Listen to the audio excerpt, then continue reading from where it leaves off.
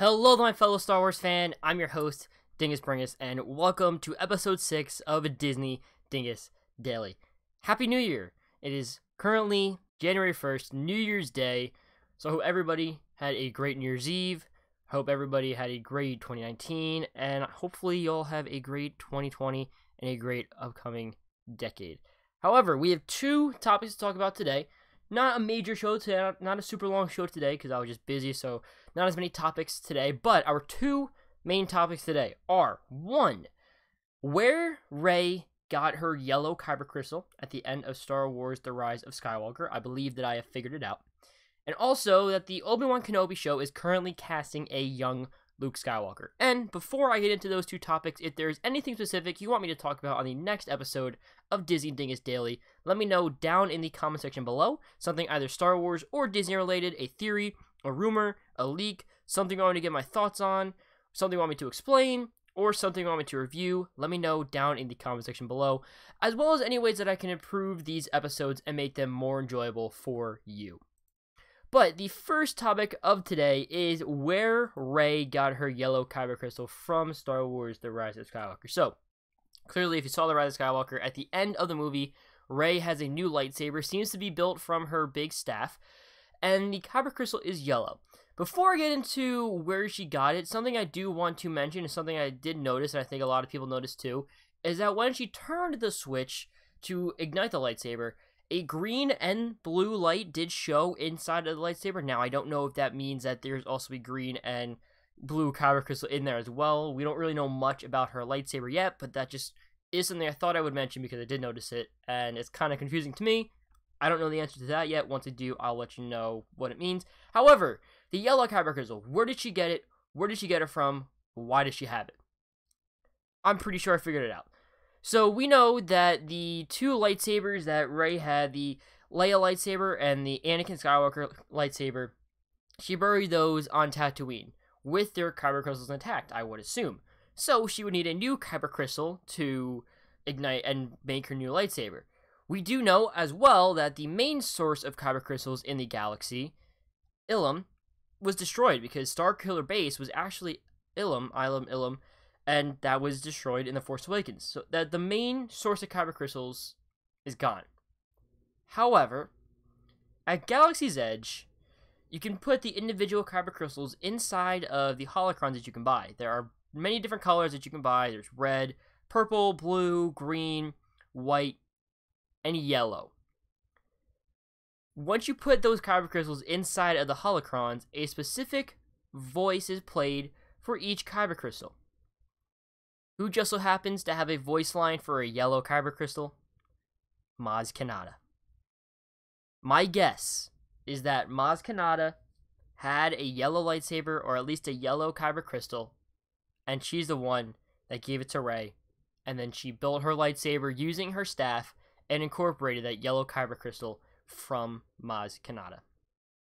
How did Maz Kanata get that yellow Kyber crystal? I couldn't tell you. I don't know. Typically, the yellow Kyber crystals are exclusively for the Jedi Temple guards on Coruscant, so maybe she found it on Coruscant somewhere, maybe she came across it somewhere down the road, because we know that she does keep artifacts, she does find things. She found Luke's lightsaber. We don't know how she actually got Anakin and Luke's lightsaber, but she got that somehow, so it's very possible she got a yellow Kyber crystal the same way. Maybe someone came in, traded it for her, with her, maybe she found it somewhere, maybe she bought it somewhere.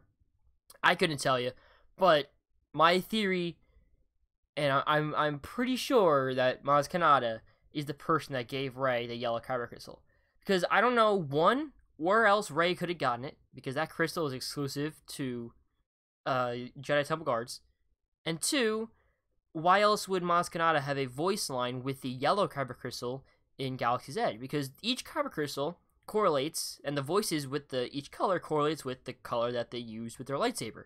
The Jedi Temple guards also have voice lines with the yellow Kyber crystals. Ahsoka Tano has voice lines with the white Kyber crystals. You have Obi-Wan and Luke, and old Luke, with the blue ones. You have Yoda and Qui-Gon, I believe, with the green ones. Mace Windu with the purple one. Obviously, Kylo Ren, Darth Vader with the red ones. So it would be very out of place, and that would be very weird if Maz Kanata's voice was with a yellow Kyber crystal, and that color never associated with Maz Kanata.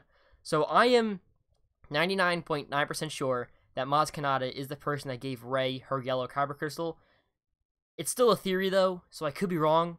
Maybe she got it somewhere else in some other way. I don't know. We haven't got any official confirmation on that yet. However, I do strongly believe and strongly think that Maz Kanata is the person that gave Rey, and that's how Rey got the yellow Kyber crystal for her lightsaber at the end of Star Wars: The Rise of Skywalker.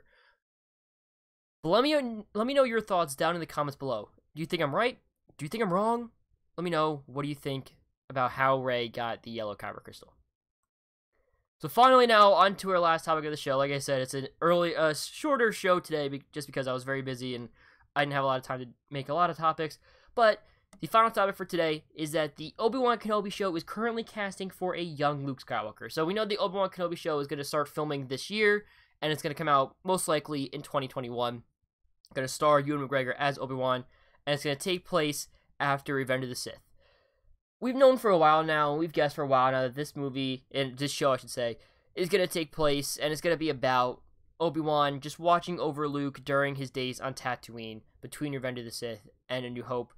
I am guessing, and I am predicting that there will be at least one mission off Tatooine, off-world, that he'll have to go and deal with, but for the most part, I do think he will be on Tatooine, and I think the majority of the show is going to be him meditating, him training to become a Force Ghost, communicating with both Yoda and Qui-Gon Jinn, and also, as was his job and his priority during the time between Revenge of the Sith and A New Hope, watching over Luke Skywalker. So we've known for a little while now that Luke Skywalker is going to be a part of the show somehow, but we have official confirmation now that they are casting for a young Luke Skywalker. We don't know the exact age, but it's probably just going to be somewhere between 2 and 8 years old. You know, not old at all. It's not going to be close to Mark Hamill's age in A New Hope, because Ewan McGregor's Obi-Wan is still fairly young. It's still fairly early in the years between Revenge of the Sith and A New Hope, so it's not going to be a fully fledged teenager Luke Skywalker. It's still going to be a younger kid version of Luke Skywalker. How Luke's going to play into the story, we're not sure yet. We don't know what the story's going to be. We will probably get more details about the Obi-Wan Kenobi show later this year when it starts filming. We'll get more details on the cast. We'll get more details on the full setting, on the story. We'll probably even get a trailer sometime later this year, early next year, probably a Star Wars Celebration. But yeah, I thought I would let you guys know we have official confirmation now on Luke Skywalker being in the show. Again, we don't know the exact age. We don't know the actor yet. We don't know the story, the situation around it. But we do know that Luke Skywalker is going to be in the Kenobi show. And that's pretty exciting. We also had some confirmation from Jon Favreau that some Skywalker Saga characters are going to appear in The Mandalorian Season 2. But I will leave that topic for tomorrow's show. So that is it, guys, for this show, this episode of Disney Dingus Daily. If you enjoyed, make sure you smash the like button down below. It really helps out the channel. Really helps out this show grow and be seen by a lot more people.